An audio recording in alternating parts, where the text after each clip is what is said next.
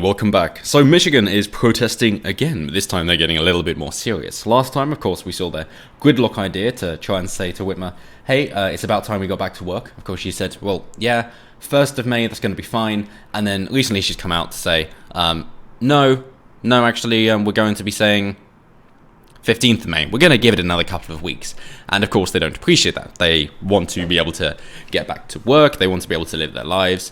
They want to be able to assess the situation for themselves and make their choices as they see fit. They want to be held responsible for their own actions. They don't want somebody else telling them what to do.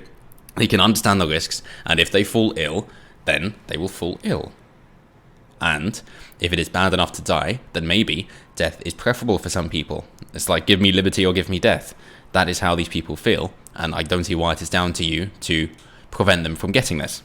So, what has the response been? Well, they've got hundreds of protesters, some armed, gathered inside Michigan State Capitol on Thursday as state lawmakers debated the Democratic governor's request to extend her emergency powers to combat coronavirus.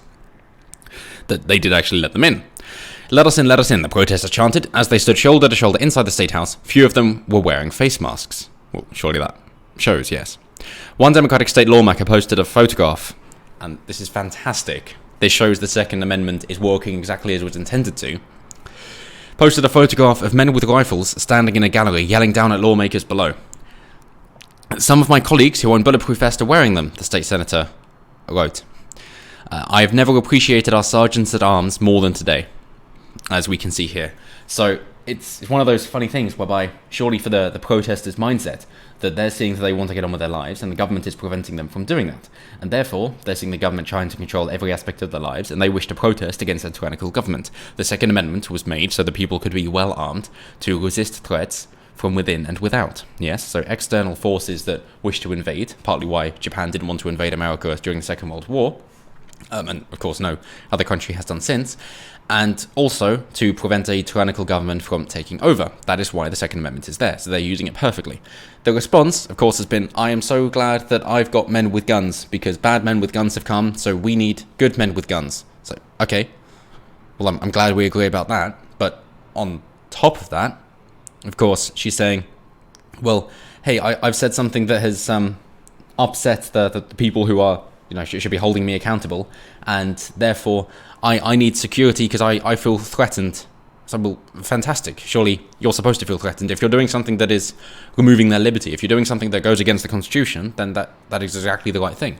You should be able to live your life without affecting somebody else's and let them live their lives without affecting you. That is the idea of the Constitution. If you don't like it, then obviously you can go somewhere else and be told what to do. But if you're just trying to tell people what to do, then maybe you need a bit more introspection. So one protest sign outside the State House on Thursday read, "Tyrants get the rope," as we can see here. This is the only cut that I've seen. I haven't seen any swastikas, as they mentioned later. Haven't seen any nooses from cars, which they'll also get to later. But I have seen "Tyrants get the rope," which they say is a death threat, basically. In short, it isn't, unless you're admitting that you are a tyrant, in which case, maybe that's not a good look. And of course, the same would go for this person. That, of course, if they are tyrannical, then they get the rope as well. And I'm sure it is someone like that who would understand. If they were to then get empowered and say, hey, we should all let ourselves do what we want to do, then they would allow other people to have guns as well, and keep the Second Amendment, to keep themselves in check as well. It comes down to an idea that you've got to lead up and down the chain of command. It's the same thing here. So the individual citizens are leading up the chain of command and holding their leaders accountable, exactly as they should do. So you've got a response that is inadequate, given that people want to get back to work and they're saying we're going to delay it till the 15th of May. And so, of course, the Democrats are a bit concerned about how people have taken the news, understandably. Trying to say it's only a few hundred people, it doesn't matter. And one Democrat, Michigan State Senate Minority Leader Jim Aninick, went so far as to say, this protest wasn't about the stay-at-home order. It was an opportunity for a small group of folks, very few more engaging in social distancing and wearing masks, to show off their swastika posters, Confederate flags, nooses hanging from cars, and signs calling for murder.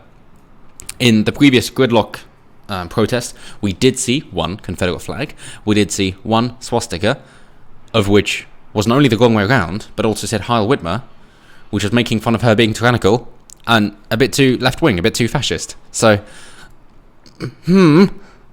I think you're really missing the point there, Jim. I think you're really playing to their hands there, Jim. And of course they're not social distancing or wearing masks because they're making a point that it isn't a problem. They're not saying, yeah, you're right, but we want a special exemption. No, they're saying, you're wrong, we want everybody to be equal. But do you know what equality means, Jim? Got a thought there, Jim?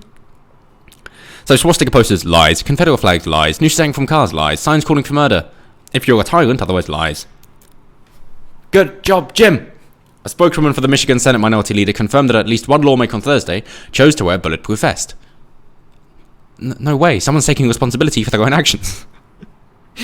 What dreadful news! Other speakers of the event, which are different organisers than the Operation Gridlock protest, questioned the deadlines of COVID-19. They also said Whitmer's stay-at-home order violated constitutional rights and urged people to open their business on 1st of May in disregard of her order. And this is fantastic. This is where we see Facebook being just a propaganda arm. Local news outlets reported that Facebook had repeatedly taken down event listings advertising Thursday's Capitol protest. Events that defy government's guidance on social distancing aren't allowed on Facebook.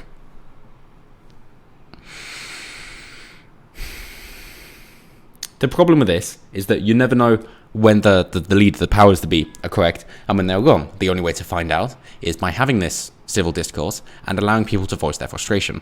If you don't, then of course you drive it underground, and we know what happens when they get driven underground.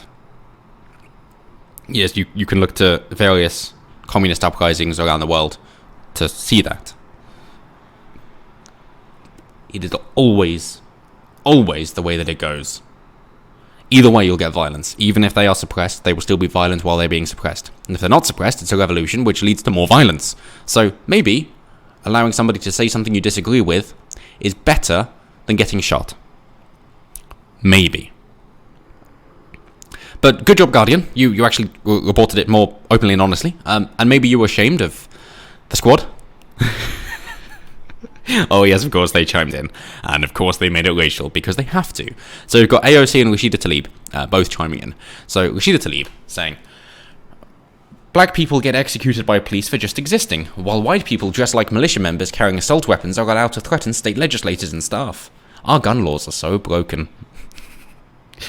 So I feel like I had to bring myself down to this level. It does feel a bit too easy sometimes, but you know, if you got a position of power, then you deserve to be addressed. And if you're going to say something stupid, then we deserve to call you out for it as well. And it is fun, isn't it? Black people get executed for police just by existing. Blatantly false. I mean, you've got the 1350 rule as well, and the black on black crime is far higher than for any other ethnic group. And then also the cultural differences, which lead to black people resisting arrest much more than white people, which lead to complications and them reaching for the police's guns, in which case then of course they're resisting arrest and then they're a threat to the police officer, and that is why you see higher deaths. So it's not for just existing. Not at all. It's actually a very fair system. Why you have successful people like Barack Obama as a left-winger and Thomas Sowell as a right-winger. While white people dressed like militia members carrying assault weapons are allowed to threaten state legislators and staff. So, if their very presence is intimidating, then that's threatening to you. Okay, fair enough. Can't do anything about that. Assault weapons, how do you define that? Because if you're talking about the assault weapons ban, then it's just about having 3 or more accessories onto a gun, and it depends which ones are acceptable and which aren't. If it's a shoulder mount or a pistol grip, if it's a wooden stock, these kind of things actually matter. And then, you can have I think there might be 2 or more. Like, you can either have a sight or like a optical sight, magnification, or you can have a laser sight, or maybe you can have a torch. But if you have all of them, now it's an assault weapon, and now it's bad. You haven't changed the size of the magazine, you haven't changed the caliber of the weapon, you haven't changed the firing mechanism, you haven't changed it from semi-auto to full auto, but let's not expect Rashida Tlaib to know any of this. But thank you, Radish. And AOC. Think about how harshly Black Lives Matter and Abolish ICE activists were debased, called rioters, and treated as a threat to society.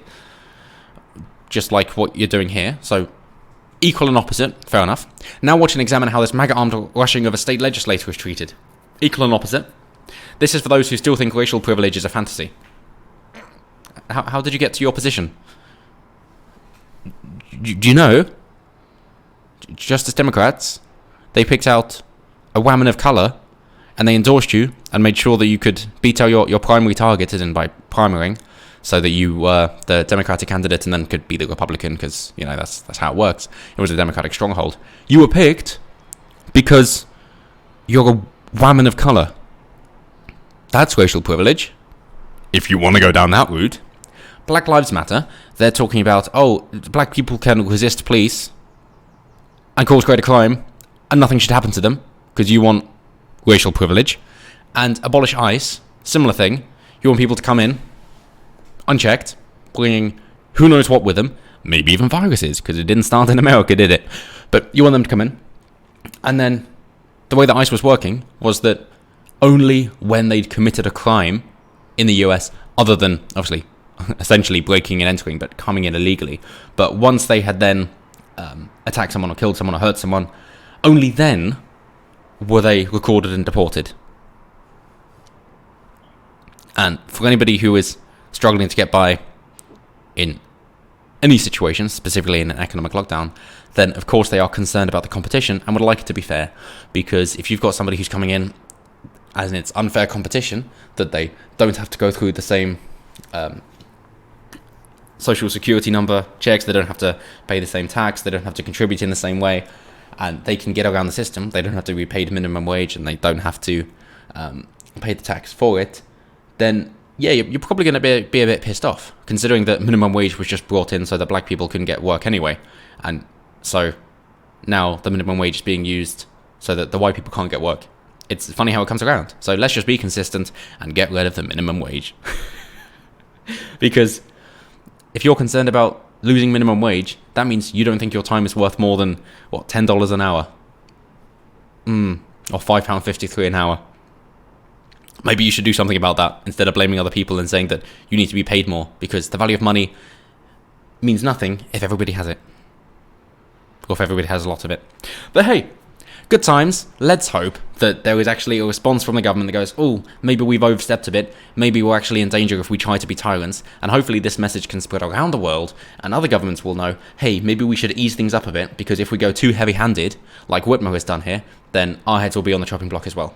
So maybe this is actually a more justifiable return to liberty.